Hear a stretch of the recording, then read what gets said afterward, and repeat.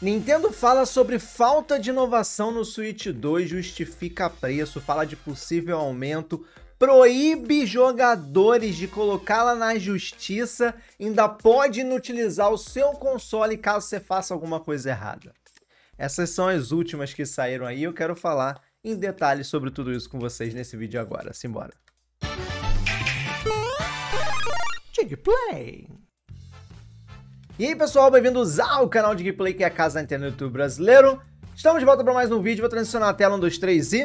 Estamos aqui no site Digplay News, www.canaldigplay.com ou digplaynews.com. Vamos começar com a Nintendo falando com investidores. Pessoal, saiu o resultado do último trimestre, né? Na verdade do ano fiscal de 2025. Já fiz um vídeo, trouxe aqui também no Digplay News para vocês toda a informação quanto a isso, né? Só que nesse mesmo... Quando eles divulgam isso, eles conversam com investidores, isso é uma sessão de perguntas e respostas. Essa sessão, ela já está disponível no site da Nintendo em japonês, mas não está em inglês ainda. Demora mais ou menos uma semana e meia para eles traduzirem de forma oficial. Mas eu joguei no chat GPT e teve a tradução. E com isso, tem algumas perguntas interessantes, né, referente ao Switch 2 e a Nintendo num geral. Olhando aqui sobre o Switch 2, tem algumas perguntas muito parecidas. Essa primeira aqui, por exemplo, falando, ó... Previsão de vendas do Switch 2 para o ano fiscal próximo, né, que encerra em março de 2026. A previsão parece conservadora. Isso se deve a limitações de produção, tarifa nos Estados Unidos e possível recessão? A previsão é de 15 milhões para quem não se recorda, não viu meu último vídeo, tá? E ele reforça que o Furukawa, que é o presidente da Nintendo, reforça que 15 milhões é equivalente aos 10 primeiros meses, né, equivalente às vendas dos primeiros 10 meses após o lançamento do Switch original de 2017. Isso vai ser menos pro Switch 2, né? Porque são 9 meses, se eu não me engano, né? Apesar do preço mais alto do Switch 2, acreditamos que a compatibilidade com os jogos do Switch anterior incentivará a adoção. A previsão não está limitada pela capacidade de produção, nem por tarifas ou riscos econômicos. Estamos reforçando nossa produção para atender a uma demanda superior a 15 milhões de unidades. Então, ele respondeu, não falou nada, né? Mas pelo menos disse que não é devido a tarifa nem com restrição de produção, mas sim acho que é o cálculo que eles acham que vai ser uma quantidade atingível. Mas... não aqui, mas na segunda pergunta, que é, ó, a previsão de vendas de hardware e software do Switch 2 não está sendo conservadora demais, considerando as respostas positivas dos usuários e reservas na loja My Nintendo? Então, assim, porque teve muita pré-venda, né, muita solicitação de pré-venda no Japão e no redor do mundo.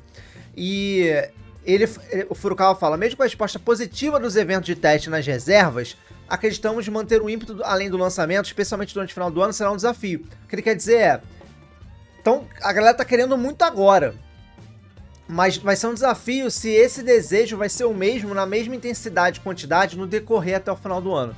É isso que ele quis dizer. E talvez por isso que ele tenha colocado uma meta de 15 milhões. Porque ele acha que vai ser um boom no início das vendas e vai diminuindo, né, conforme for passando o tempo, né. E aqui ele dá uma informação interessante, porque a estimativa de 45 milhões de jogos vendidos para o Switch 2 até março de 2026 não conta bundle, ou seja, o Mario Kart World que for vendido junto com o Switch 2 não conta para os 45 milhões que a Nintendo pretende vender até o final de março de 2026, isso é interessante, tá? Com o bundle, ela estima 52 milhões, então se ela estima vender 15 milhões do Switch, ela estima que 12 milhões desses 15... vão comprar o Mario Kart 8, se eu fiz a conta certa, tá? Estamos investindo em fortalecer a produção e impulsionar as vendas. E aí a outra pergunta vai no mesmo ponto, né? Ou seja, a galera tá preocupada com essa estimativa mesmo. Foram 2,2 milhões de inscrições para compra no My Nintendo Store, pré-venda, né? Inscrição para você conseguir fazer a pré-compra. Em apenas 2 semanas. Por que a previsão não é maior do que 15? Aí ele volta a falar. Reconhecemos que a demanda inicial foi muito acirrada do esperado, nossa meta é manter o ritmo ao longo do ano inteiro, não apenas no lançamento. Não há restrição de produções, a meta de 15 milhões é um ponto de partida, ou seja, aqui ele deixa claro que conforme for passando o tempo e for fechando os trimestres, eles podem mudar a previsão para mais ou até mesmo para menos. 15 milhões é um ponto de partida. Se a gente vê que tá vendendo muito, pode vender, mas a gente reajusta essa previsão sem problema nenhum. Como a Nintendo sempre fez, tá? A Nintendo sempre fez reajuste de previsão do seu ano fiscal. Ela sempre fez esse reajuste conforme vai passando. O próprio Switch 1, agora no último ano fiscal, passou por 3 reajustes para menos e mesmo assim não conseguiu alcançar, tá? E aqui é a questão de lucro, que é menor do que a receita. Ele explicou que é por causa da valorização do dólar, ien, etc, né? Qual a visão a longo prazo do Switch Online? E ele fala um pouquinho do Switch Online que não vem muito ao caso, mas diz que o GameCube tá vindo para poder reafirmar, né, e reforçar a adesão do Switch Online. Sobre as tarifas dos Estados Unidos, aqui é interessante, ó. É correto dizer que consideram apenas a tarifa de 10% para produtos de fora da China? Para quem tá por fora, eu falei bastante sobre isso aqui no canal, mas o Trump taxou um monte de país, né? E a China tá com mais de 200%, se eu não me engano. E os consoles, a maioria dos consoles, tá?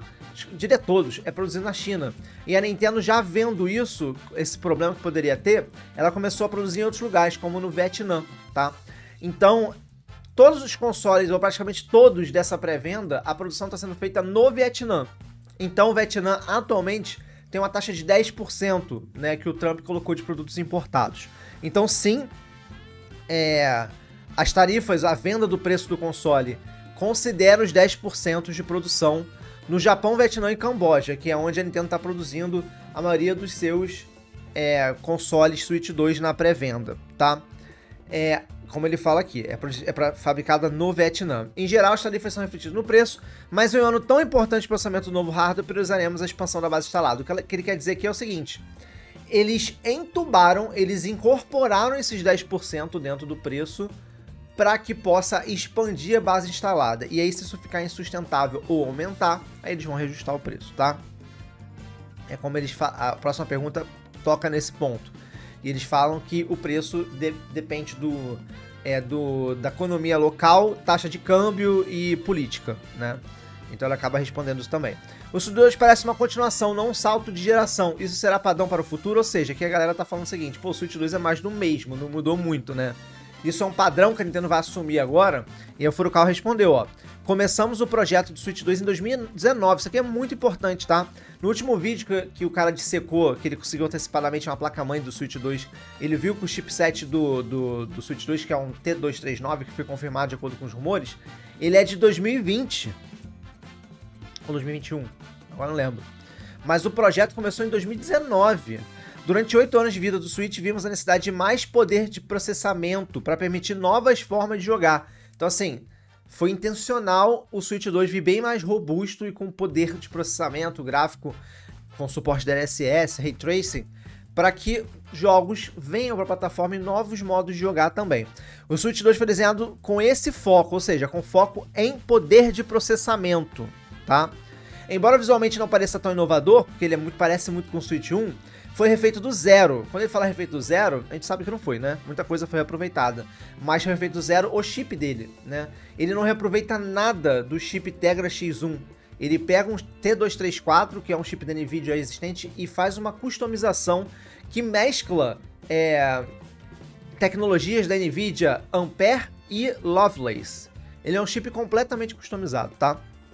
E ele fala o seguinte: estamos confiantes que ele oferece experiências novas, como em Mario Kart World e Donkey Kong Bonanza. E aqui não tá nesse texto, mas ele falou também que esses dois jogos só é possível no Switch 2 por causa do chipset dele.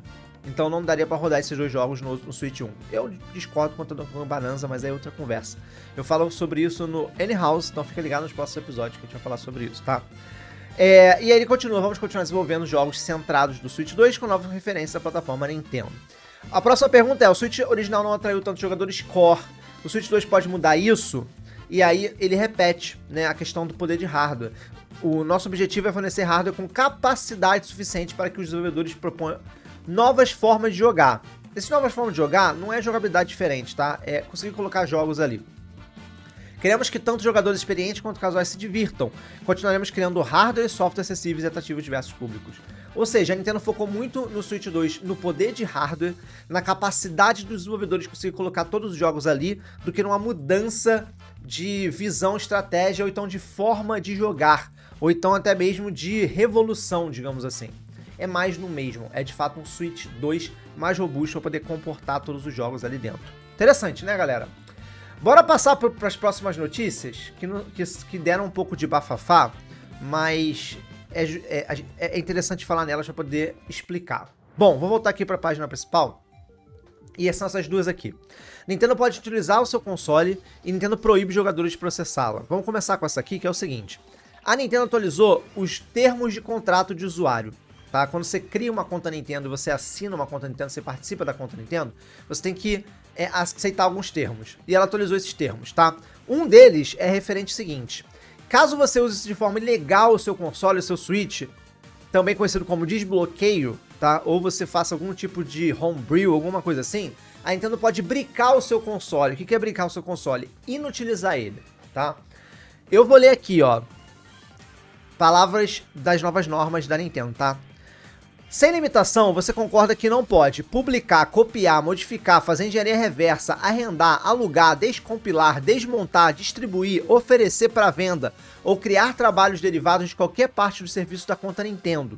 Ignorar, modificar, descriptografar, derrotar, adulterar ou de outra forma contornar qualquer uma das funções ou proteções dos serviços da conta Nintendo, incluindo através do uso de qualquer hardware ou software que faria com que o serviço de conta Nintendo operasse de forma diferente de sua documentação e uso pretendido, tá? Obter, instalar ou usar qualquer cópia não autorizada de serviço de conta Nintendo. Explorar os serviços de conta Nintendo de qualquer outra maneira que não seja de usá-los de acordo com a documentação aplicável e uso pretendido, em cada caso, sem o consentimento por escrito ou autorização expressa da Nintendo, ou com menos que expressamente permitido por lei aplicável. Você reconhece que, se você não cumprir as restrições anteriores, a Nintendo pode tornar os serviços da conta Nintendo e ou dispositivo Nintendo aplicável permanentemente inutilizáveis, em todo ou em parte. Bom, anteriormente a Nintendo já bania, né? Quem desbloqueava, quem fazia homebrew, alguma coisa assim, a Nintendo bania dos serviços online. Você não conseguia entrar nas shops, não conseguia jogar online, fazer nada, né? E aqui ela tá dizendo que pode inutilizar o seu aparelho agora, tá? Não apenas para quem faz desbloqueio, como vocês viram aqui. Se você, por exemplo, alugar conta, eu não sei se você como consumidor, mas alugando conta, porque você está usando uma forma não autorizada da conta Nintendo. Ou então fazer alguma tramóia, alguma coisa ali que a Nintendo não saiba, você descubra de alguma forma como fazer, e burlar o uso da conta Nintendo, ela pode inutilizar o seu console também. Não apenas mais bloquear sua conta para acesso online, tá? Mas não para por aí. A Nintendo também colocou lá nas normas, nas mesmas normas, tá, galera? Tá, nas matérias aqui na descrição vai estar também um link para essas normas, só que você clicar aqui que você vai conseguir acessar lá, tá? Ela falou que você não pode processá-la. Se você aceitar essas normas, você não pode processar a Nintendo. Isso deu um bafafá do caramba, né? Parece que isso é comum nos Estados Unidos. Eu não conheço muito bem. Mas eu sei que, por exemplo, na Disney Plus tem uma norma dessa também. Se você assina lá, você não pode processar a Disney. Lendo as normas da Nintendo, eu entendi que isso é uma forma de simplificar um problema entre o consumidor e a Nintendo. Isso vale para a Nintendo também. A Nintendo, se você burlar alguma coisa, se você fizer alguma coisa, a Nintendo não pode te processar. Você não pode processar a Nintendo, nem a Nintendo pode processar. Mas há algumas exceções, tá? Eu quero ler primeiro o resumo aqui, que está escrito lá nas normas. Leia esta seção com atenção, por ela exige que você, Nintendo, arbitrem certas disputas e alegações e limita a maneira como você e a Nintendo podem buscar reparação um do outro. Esta disposição de arbitragem impede você e a Nintendo de proceder em tribunal, ter um julgamento por júri ou participar de uma ação coletiva. Você e a Nintendo concordam que a arbitragem será exclusivamente individual e não uma arbitragem coletiva, ação coletiva ou qualquer outro tipo de processo representativo. Você e a Nintendo estão renunciando ao direito de julgamento por júri. Então, nem você pode processar a Nintendo, nem a Nintendo pode processar por algum problema, tá? Porém, existe uma exceção. Essa exceção eu não tô vendo a galera falar, e é importante falar sobre essa exceção, né? Que é o seguinte, a Nintendo fala que tem que ter um tipo de resolução informal e amigável entre você e a Nintendo, ou entre a Nintendo e você, caso haja um problema. Se em 30 dias nenhuma das partes resolver essa situação de forma informal, de forma amigável, aí sim ambas das partes estão livres para poder ir a júri e processar uma outra, tá? Esse é um ponto. Outro ponto é que se envolver quebra de direito de propriedade intelectual, aí esse acordo vai pro ralo e a Nintendo pode processar, ou você pode processar a Nintendo se a Nintendo utilizou sua propriedade intelectual de alguma forma, tá? E além disso, tem vários outros detalhes lá. A Nintendo disponibiliza o número do saque dela, de suporte dela, e todo um passo a passo, caso você precise acionar ela juridicamente ou fazer esse acordo informal, tá? Então tá tudo escrito lá direitinho. Então assim, é uma forma de evitar ficar indo processo, júri, sabe? De ficar toda hora tendo que responder processo de usuário ou do próprio usuário acionar a Nintendo processualmente. Falando de Brasil, eu não sei o quanto isso afeta o Brasil, ok? Porque isso aqui, galera, isso aqui nada mais é do que uma tradução de um acordo de assinatura lá do Switch Online, da conta Nintendo, que foi traduzida do inglês para português. Então, assim, falando da legislação brasileira e falando do Código de Defesa do Consumidor, né? Eu não sei se isso é legal, ok? Eu não sou advogado, não sou jurista, então não sei, não posso afirmar isso pra você. Mas eu quis trazer aqui detalhado, porque muita gente não foi lá ler. Eu aconselho você ir lá ler, tá em português, dá pra você ler de boa. Leia, você vai entender que não é a Nintendo impedindo todo mundo de processar ela pra sempre, se tiver um problema, não. Ela pede que você assine um termo que haja inicialmente uma tentativa informal de resolver esse problema durante 30 dias.